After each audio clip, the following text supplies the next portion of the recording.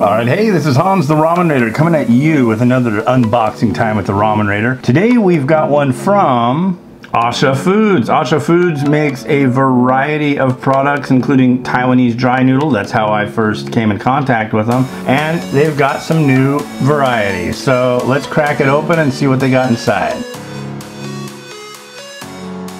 Alright, cool. Alright, so first, and I apologize, I do not have the names of all of these right in front of me, so those will be below. So first we have one, and it's showing shrimp on the front. These are dry noodles, and that's something I don't know that I've seen before. Seafood instant noodles are not in the forefront in Taiwan, and I would kind of expect that they would be just because a big island. So this is interesting to me. And there you see the lovely egg. Yeah, this is part of a new line from A-Sha.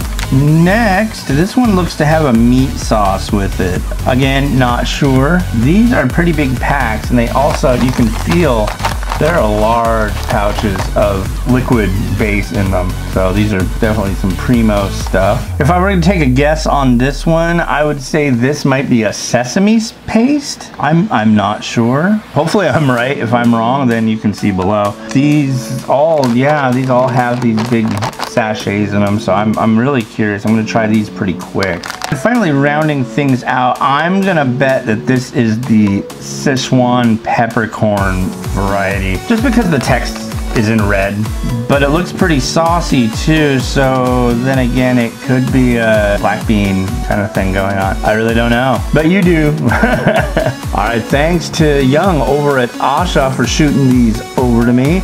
You'll be seeing these in posts coming soon, as well as in the Instant Noodle Recipe Time series. So yeah, cool, thanks. All right, well, this has been Hans, wishing you enjoyment of your noodles every day. Have a good one. Bye.